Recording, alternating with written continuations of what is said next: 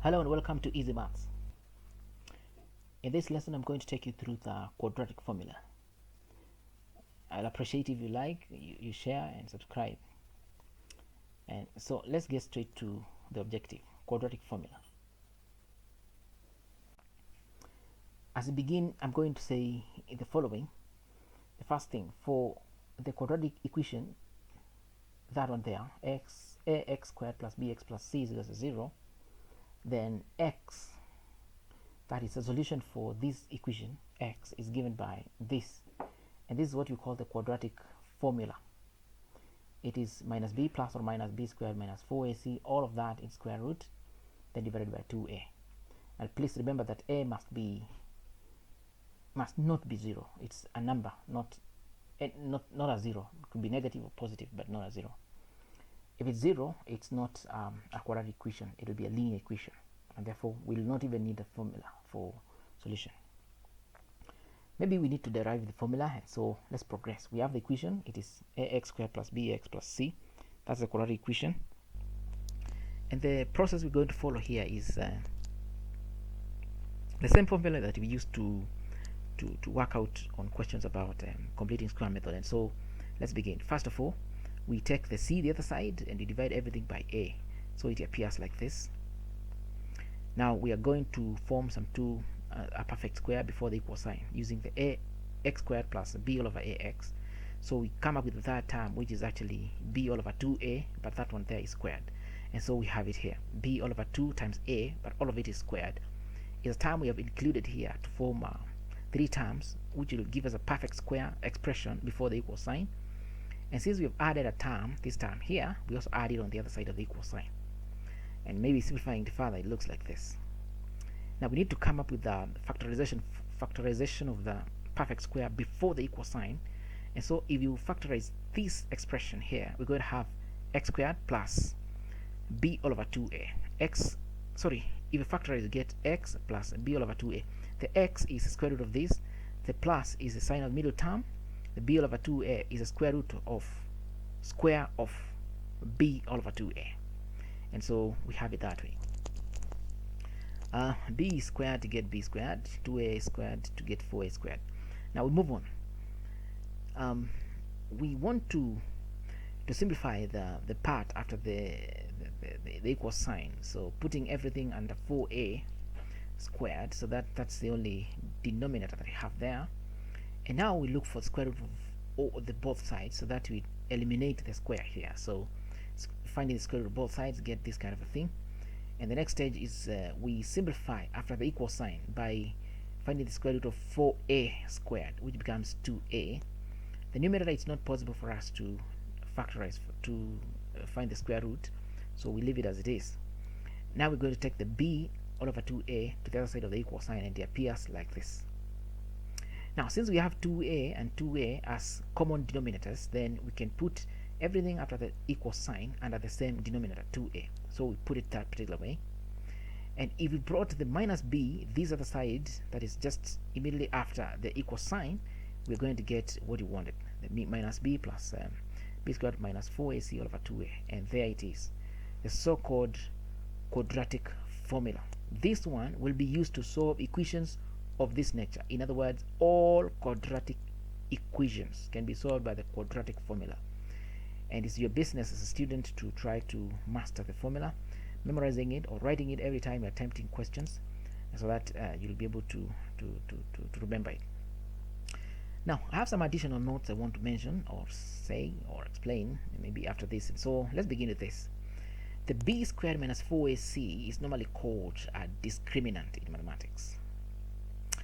And so let's discuss a few things about the discriminant, b squared minus 4ac.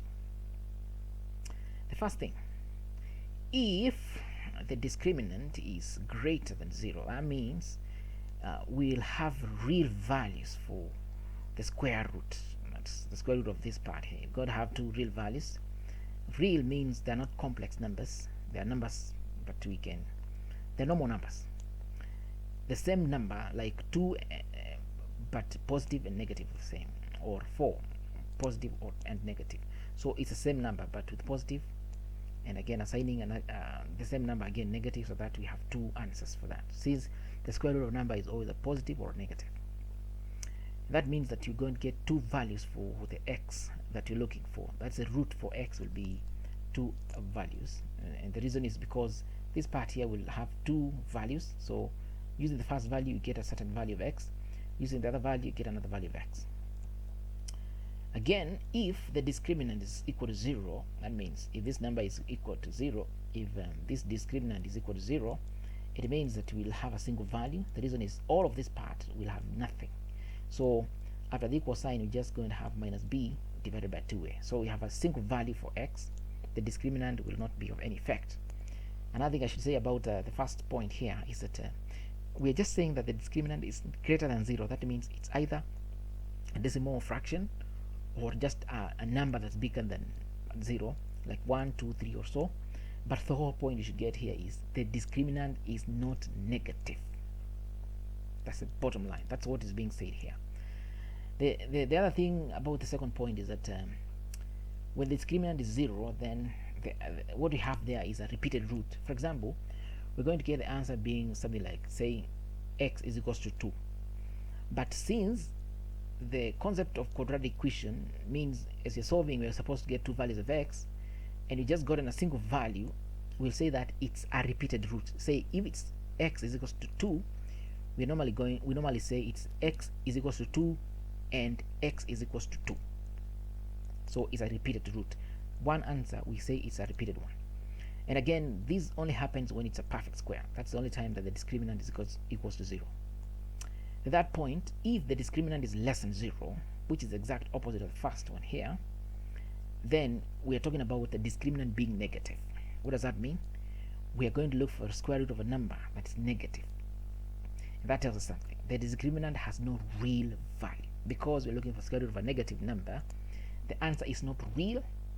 That means it's a complex number. Again, I should say that the x values will have no real values because of the influence of the discriminant. And lastly, this case is beyond the scope of high school, so don't bother with this part. No question will be like this anyway. It was just necessary for us to mention. Now we need to move to actual examples. We have a question there. X squared plus 5x plus 1 is equals to 0. We are trying to solve this using the quadratic formula, and so it's good you write it so that you continue to memorize it. Again, identify the a, b, and c. In my case, a is 1, b is equals to 3. B is 5, and c is equals to 1. Again, whenever the terms of a quadratic formula are not, the terms of quadratic equation are not arranged in order, please arrange it in the standard order so that we can identify the a, b, and c correctly. So in my case, they are written there. So just throw the values in the formula, and you're going to have a thing like this, which gives us minus 5 plus or minus square root of 21 divided by 2. Now please understand that the square root of 21 has two answers. One answer, but we could assign a positive answer or a negative. So we're going to say that this square root of 21 will be either positive 4.58 or it's negative 4.58. And this is the reason why we have two answers anyway for the quadratic equation. When you're solving it, the value of x will have two answers. One generated by the positive value of the square root of the discriminant, the other one the negative value of the square root of the discriminant. According to the positive one, the answer will be x is equals to 0.21. According to the other one, their x will be negative 4.79, and hope that makes sense. Let's move on to another example. We have this one here. Please identify the a, b, and c. In my case, there are 2, negative 3, and 1 respectively. Again, the terms in this equation are arranged in standard order. Again, so put the values in the formula. I've skipped writing the formula again, but it's always advisable that you write it again so that you continue to memorize it. So putting the 2, the negative 3, and 1 in this formula, you get this sort of thing, and you simplify that to get 3 plus or minus square root of 1 divided by 2. Now the square root of 1 is 1, but it's not just 1, it's 1 or negative 1, and therefore we could say that this part here really is 3 plus 1 over 2, or it is 3 minus 1 all over 2. The positive is generated by the positive square root of 1. The negative is generated by the negative square root of 1. According to the positive one, the answer will be 2. According to the other one, the x will be 1. And therefore, we have solved the quadratic equation we were given at the beginning here. We move on to another one.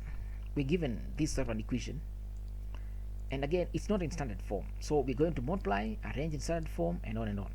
First thing is multiply. I'm not going to show you how to multiply the normal way, although I have a thought there I want to share with you. But after multiplying, the A, B, and C they are seen there. Please ensure that you arrange them in that order. But a note before that, we could multiply this x minus 4, 3x minus 1 in an interesting way. So you can write the x minus 4 there, and again the 3x minus 1 that particular way, and then the multiplication sign there, and you just multiply. We're used to multiplying a number, say 29 times 33. You just multiply using that long method multiplication. So we could still multiply this one using that particular way. I know that we are normally told we are supposed to multiply brackets such that every term here is multiplied by every other term here. Even in this case, we're going to multiply every term in the first bracket with every term in the other bracket. And it just progresses this as follows here. Negative 1 times 4 times negative 4 is positive 4. Negative 1 times x is negative x. Again, 3x times negative 4 is negative 12, and 3x times x is 3x squared. And you just add the like terms together. So 3x squared doesn't have a like term. These two are like, so minus x, minus 12x, minus 13x, and 4 is 4. So there it is. You can always multiply them that way, so that you don't have to struggle a lot. And now, progressing with the question, we are going to put the values of a, b, and c in the quadratic formula, and I have done that for you. I've done that part there, which gives us 13 plus or minus square root of 121 over 6. The square root of 121 is positive 11 or negative 11, so we could have it that way or that other way. So considering 13 plus 11 over 6, you get the answer of x is 4. The other one will give us an x value of a third. And having said that, I've come to the end of this particular lesson. Please like, subscribe, and share, and also check out for next lessons. Thank you.